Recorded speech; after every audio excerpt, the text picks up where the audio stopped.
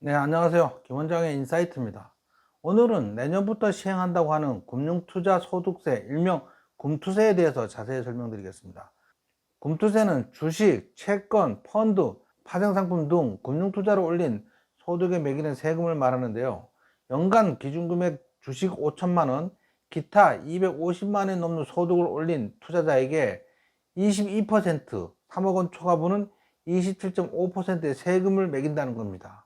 2022년 11월 현행세법은 상장 주식을 10억 원 이상 보유하거나 주식 지분율이 일정 규모 이상인 경우 대주주로 분류하고 주식 양도 차익에 대해 22% 세금을 매기는 건데, 당초 23년 1월부터 적용하기로 했다가 2025년으로 늦췄습니다. 그리고 작년 말부터 상장 주식 보유 대주 요건을 50억 원으로 늘렸습니다.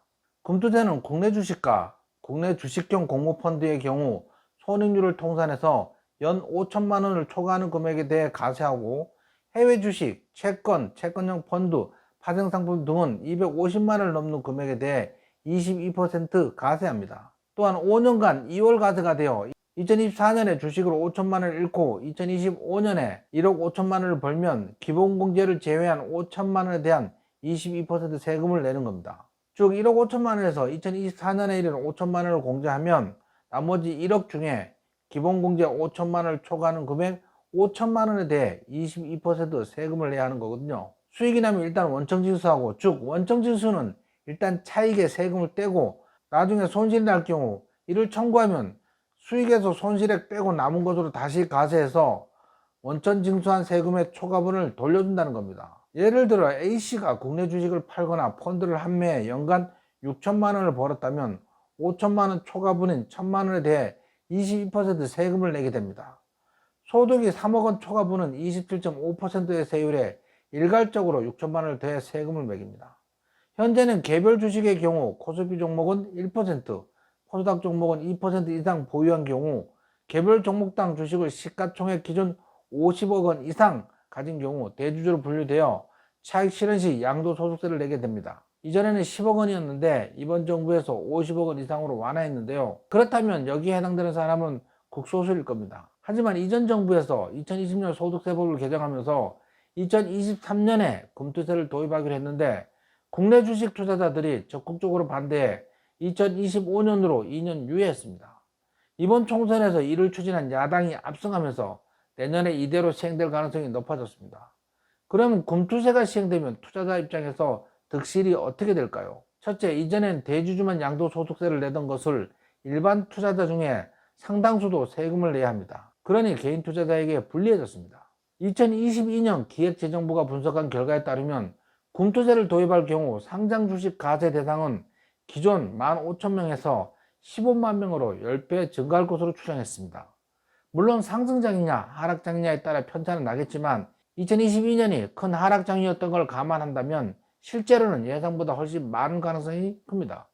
또한 당시에는 주식 지분율이 1에서 4% 이상이거나 보유액이 10억 원 이상인 경우였는데, 올해는 50억 원 이상 보유해야 대주 요건이 되니 당시 추산한 수보다 적은 수가 세금을 내고 있을 겁니다. 금투세에 대해 반대하는 쪽은 개인 투자자 세금 부담을 늘리는 법이라고 주장하는 데 반해 이 법안을 밀어붙인 야당에서는 연간 기준 주식으로 5천만 원을 넘게 버는 사람은 주식에 수십억 원을 걸리는 소수의 사람들이므로 부자 감세라고 주장합니다. 저는 개인 투자자들에게 큰 피해를 줄 것으로 예상합니다. 일단 금투세가 시작되면 주식시장에서 큰 투자자들이 대량으로 주식을 팔고 떠날 가능성이 높습니다. 그들은 22에서 27.5% 높은 세율 때문에 우리나라 주식을 팔고 해외 주식을 사거나 요즘 유행하고 있는 사모펀드에 묻지마 투자로 옮겨갈 가능성이 높습니다.